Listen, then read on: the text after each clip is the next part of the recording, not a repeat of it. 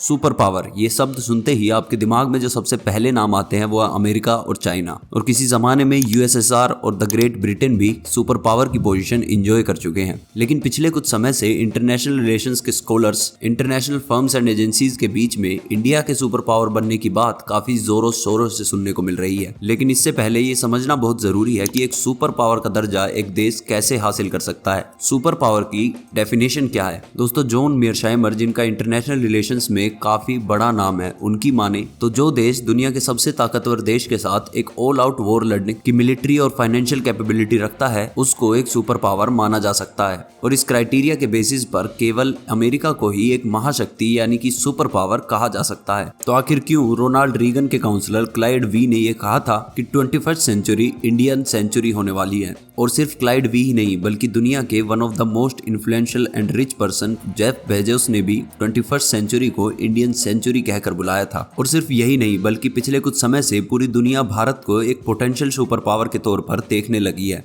Currently सिर्फ America ऐसा देश है जो सुपर पावर के क्राइटेरिया को पूरी तरह मैच करता है। चाहे मिलिट्री स्ट्रेंथ की बात हो या फिर स्ट्रॉन्ग इकोनॉमी, अमेरिका से टक्कर लेना किसी भी देश के बस की बात नहीं है। लेकिन दोस्तों, यूएस के वर्ल्ड पर डोमिनेशन के दिन शायद खत्म हो रहे हैं, क्योंकि रशिया, यूरोपियन यूनियन, चाइना और अब इंडिया भी एक ग्लोबल सुपर पावर बनने के काफी बड़े दावेदार हैं। इस सुपर पावर की रेस में पहले जापान भी था, लेकिन जापान के घटते फर्टिलिटी रेट और वहां की एजिंग पॉपुलेशन के चलते जापान इस रेस से अब बाहर हो चुका है। और जो चीज आज जापान की वीकनेस बनी हुई है, वही चीज इंडिया की सबसे बड़ी स्ट्रेंथ है। पॉपुलेशन के मामले में चाइना को पीछे छोड़ते हुए 2027 तक यह अनुमान लगाया जा रहा है कि भारत विश्व का सबसे ज्यादा पॉपुलेशन वाला देश बन जाएगा। और भारत की पॉपुलेशन एक यंग पॉपुलेशन है, जिसमें 50% से भी ज्यादा लोग 25 की एज से कम के हैं। और यही यंग पॉपुलेशन भारत को 2050 तक परचेजिंग पावर में अमेरिका से भी आगे ले जाने वाली है। दोस्तों, एक सुपर पावर बनने की या फिर एक इकोनॉमिक ग्रोथ की सबसे बड़ी नेसेसिटी है इंफ्रास्ट्रक्चर। और इंफ्रास्ट्रक्चर के मामले में भारत ट्रेमेंडस ग्रोथ कर रहा है। साल 2014 में जहां केवल 16 किलोमीटर पर डे के हाईवेज बना करते थे,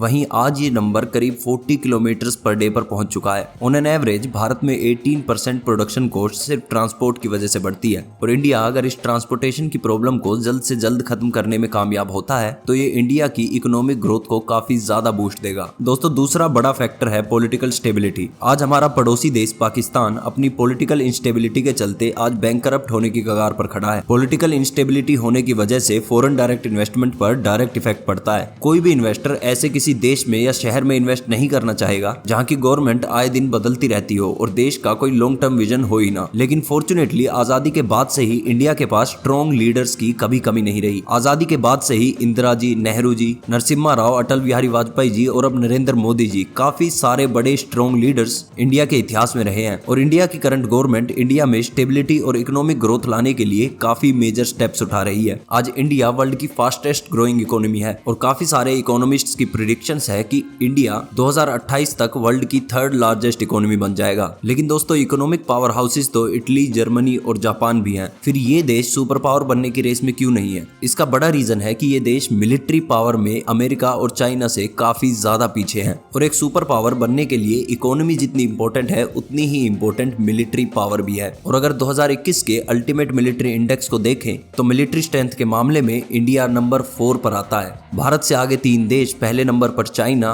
दूसरे पर अमेरिका और तीसरे नंबर पर रशिया को यह स्थान प्राप्त हुआ। दुनिया की 4th लार्जेस्ट मिलिट्री के साथ साथ इंडिया दुनिया के सबसे ज्यादा आर्म्स इंपोर्टर देशों में भी शामिल है, जिसके चलते एनालिस्ट्स की प्रेडिक्शन है कि 2030 तक इंडिया वर्ल्ड की 3rd स्ट्रॉन्गेस्ट मिलिट्री को होल्ड करेगा। लेकिन अभी भी अगर डिफेंस बजट की बात करें तो अमेरिका का डिफेंस बजट इंडिया से 10 गुना ज्यादा है। और अगर इंडिया को एक सुपर पावर बनने की रेस में और भी ज्यादा आगे बढ़ना है तो डिफेंस बजट पर स्पेंडिंग काफी ज्यादा इंपॉर्टेंस रखता है। और जैसे जैसे भारत की इकोनॉमी ग्रो होगी वैसे ही भारत का डिफेंस पर बजट भी ग्रो होगा। दोस्तों, इसके अलावा पावर का एक और इम्पोर्टेंट फैक्टर है टेरिटरी। एक लार्जली एक्सपेंडेड टेरिटरी किसी भी नेशन को स्ट्रेटेजिक एंड प्रोवाइड करती है। अमेरिका अपनी लार्ज टेरिटरी के चलते ही अटलांटिक और पैसिफिक दोनों ही तरफ अपनी प्रेजेंस शो करता है। और इसके अलावा पूरी दुनिया भर में फैले अमेरिका के मिलिट्री बेसिस उसे सुपर पावर बनने के लिए काफी इंपॉर्टेंट स्ट्रेटेजिक एज प्रोवाइड करते हैं। इसके अलावा टेरिटरी एक large number of natural resources भी प्रोवाइड कराती है। इंडिया दुनिया का 7th लार्जेस्ट एरिया होल्ड करने वाला नेशन है with over 32 lakh square kilometre kilometres. इसके अलावा crucial choke point strait of Malacca के अंदर इंडिया के आइलैंड अंडमान और निकोबार भारत को एक काफी अच्छा स्ट्रेटेजिक एज प्रोवाइड करते हैं। और दोस्तों ये सभी चीजें मिलकर भारत को एक सुपर पावर बना सकती हैं। क्या भारत इन्हीं सब चीजों पर फोकस करके एक सुपर पावर बन पाएगा? कमेंट सेक्शन में जरूर बताइएगा। जय हिंद, जय भारत।